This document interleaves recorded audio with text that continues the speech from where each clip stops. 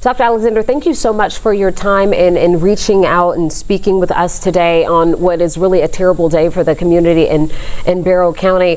What kind of insight can you give us and share with us as local law enforcement there and partners around the Metro Atlanta area are working to begin this investigation? Well, yes, this is still at the beginning of this investigation, and hopefully we'll learn more here pretty soon. When they do a press conference and give us more information around maybe as much as they're able to share around what occurred and the number of people that were injured and sadly the number of people that lost their lives as well.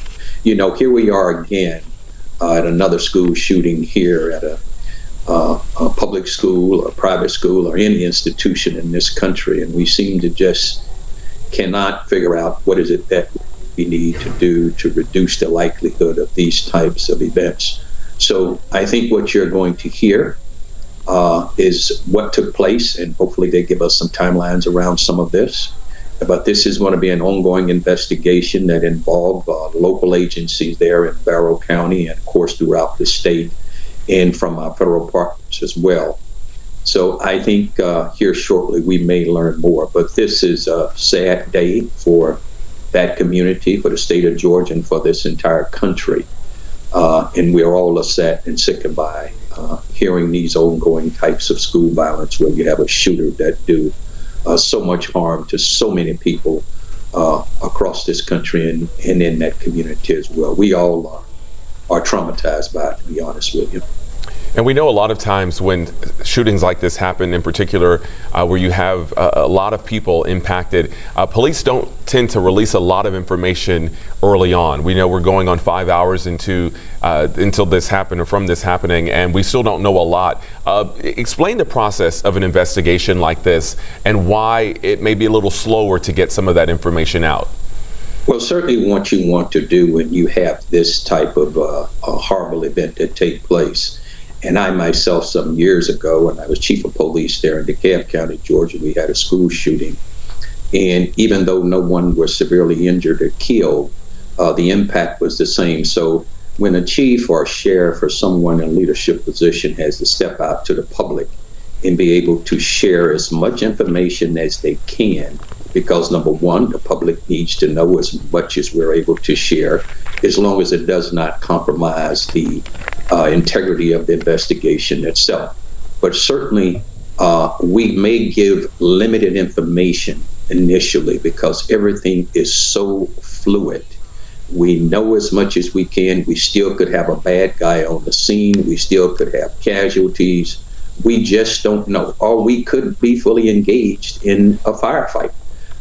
So we just have to be able to be cautious so that we don't overstate what is taking place. But as we learn more and more, it becomes very important for law enforcement to share that with the community.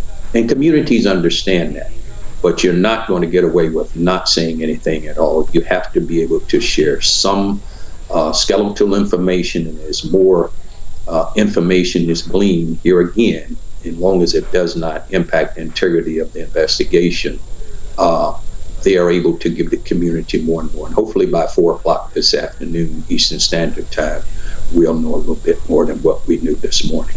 Yeah, that is what we're looking forward to. And when we're talking about what we know so far, we know that it isn't just Barrow County Sheriff Office. We know that there are also state, other municipalities, and the federal government law enforcement arms that are also working to help in this investigation.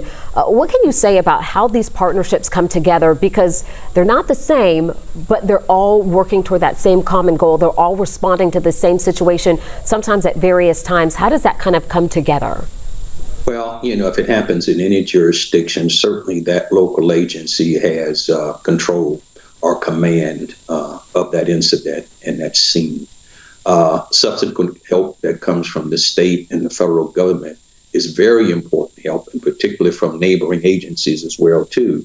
You may need more police officers in order to set up a perimeter, or you may have to join your SWAT teams together, depending on what the mission may be at that particular time. You may have to have additional EMS units available. So if there are casualties or injuries, you're able to extract them and get them the medical attention they need as quickly as possible. But all these agencies serve a very important role in supporting each other. And of course, the federal partners, whether the ATF, the FBI, whomever, play a significant role with these resources that they have available to them, that they make available to all local agencies across the country when they're involved in these type of incidents. Dr. Alexander, we appreciate your time. I'm going to let you go, but one final question. Is there anything that you think families and members of this Barrow County community should keep in mind or remember tonight? Well, let's all keep each other in our prayers and certainly keep that community in our prayers. It's going to be a long recovery for that community, as it will be for the rest of us.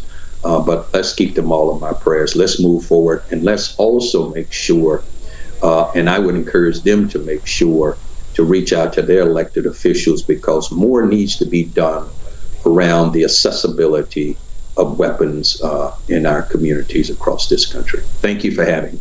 Dr. Cedric Alexander, thank you so much for your perspective and your time today. Thank you. Right now, you're taking a look again at some video from earlier today over the scene there at Apalachee High School shortly after this happened. This is a look at the sheer number of students who were there earlier this morning. This was around 10:30 or so. Some 1,900 students at the high school all shifted there to the football field, waiting to be reconnected with their parents.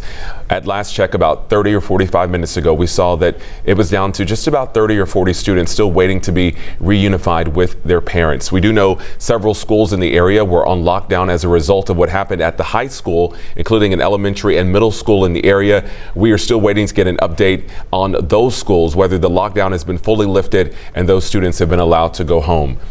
And we also want to reiterate information coming in from the GBI, because there were some reports of additional shootings taking place at neighboring schools, and the GBI says that is incorrect. That is not factual information. We understand right now that there is a lot of misinformation out there, a lot of folks not knowing what to believe, but we do know from the GBI tonight that reports of additional shootings following this one at Apalachee High School are incorrect. We also know it's incorrect that the shooter has been neutralized. We have been told by the GBI that the suspect is in custody and that person is alive. So that's some new information, or rather some confirmed information that we have from the Georgia Bureau of Investigation, as people are continuing to look for any other sort of information that they can get tonight. And hopefully in about 10 minutes or so, we will get more information from the Barrow County Sheriff's Office. They told us when they spoke earlier that perhaps around 4 o'clock we might get some new details. We may have an opportunity to ask questions, and so we are standing by for that, and we will bring it to you live on air and online at 11alive.com and inside our 11 Alive news app as soon as that begins. We are also